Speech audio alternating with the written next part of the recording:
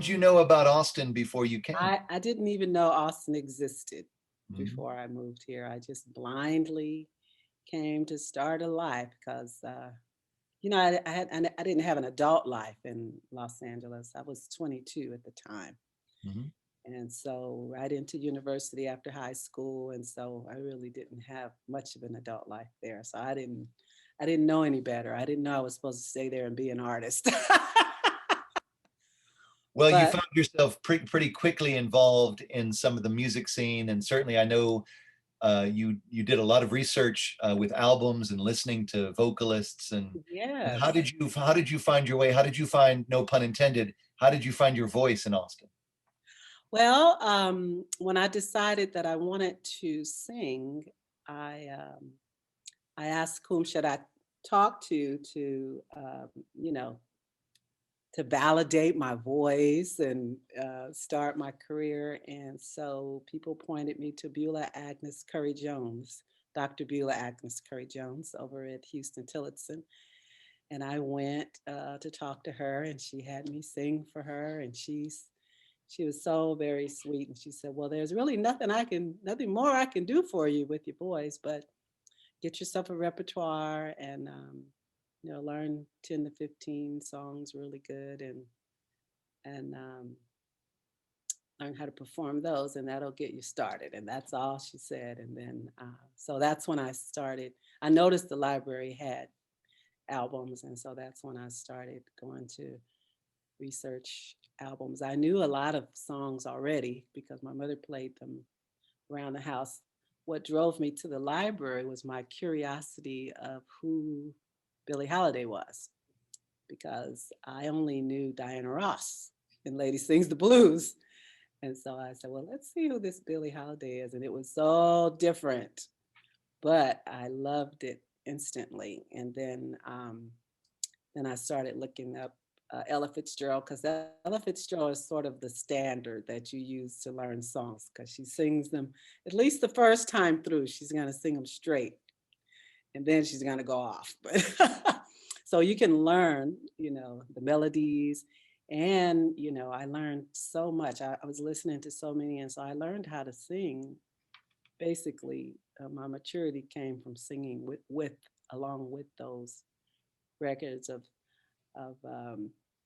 improvisation with Ella and just singing pretty, and then bending the notes with Billie Holiday and Sarah Vaughan and singing across the melody, all those things you don't really have terms for.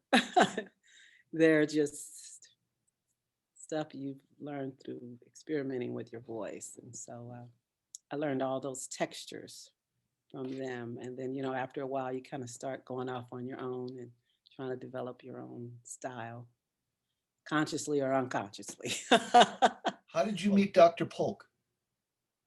I met him, I'm sure, at the Elephant Room. And actually, I met him in Los Angeles. When I met him again, I was like, I know you. But I met him at the Elephant Room. I went to jam sessions, and I met him there, and I told him I wanted to work with him.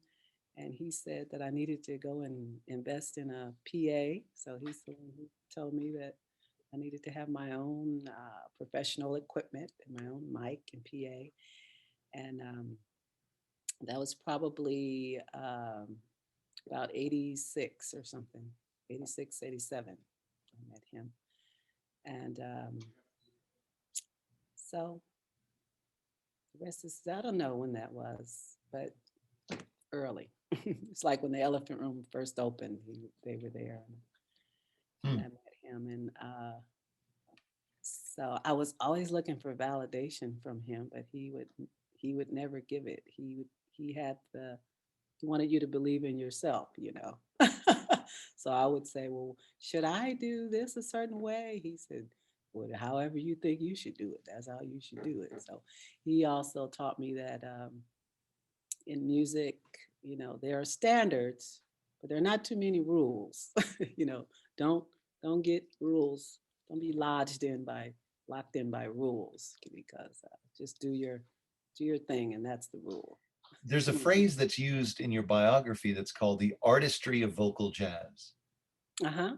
Could you define that, please? The artistry of singing jazz is not only a technique, but it's a feeling, and it's something that you can only do if you're sincere. So it's authentic, it's sincere, it comes from the heart. And when you're singing from that place, it leads you to other places, organically. And it's what makes your style yours and your yours. Just and so the artistry is developed not so much from outside influences, but just what you have to give. So How does it feel for you when you're up on stage singing a song, whether it's yours or a standard or making the standard yours? How do you describe that feeling? oh, I love it, and it comes. It's something that you don't do alone. It's is given to you by what you have to work with, all the resources you have to work with, what you see in the room, what you hear from the musicians sets the mode.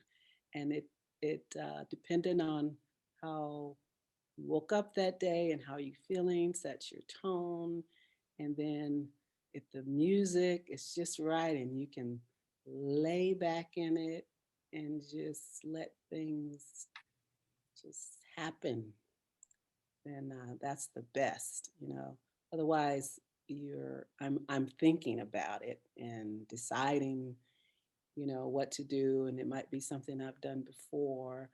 But when I really get into expressing myself, I do it best when the chemistry is there in the whole room, and my being has merged with the sound of the room and the air on my face and the expressions on people's faces, and that's when I can really be myself, when I'm in a happy place. And that happens a lot with Austin audiences because they're so warm. When I do the jazz, the Austin Jazz Society, especially at Chez Z, that's like the warmest audience ever. And so you can just be yourself, your total self in that room. And so you can go to new places, with your voice. And that has to do with, everything. You're feeding off them, they're feeding off you, and so you're feeding off them again. So it's a give and take. So it has to do with, what mood you're in, where you are, who's projecting energy on you, whether the band members are in it. So it's all of that. So I What do can you, work with great musicians, but I'd rather work with musicians that are not just playing at it, but they're in it. They're in the music.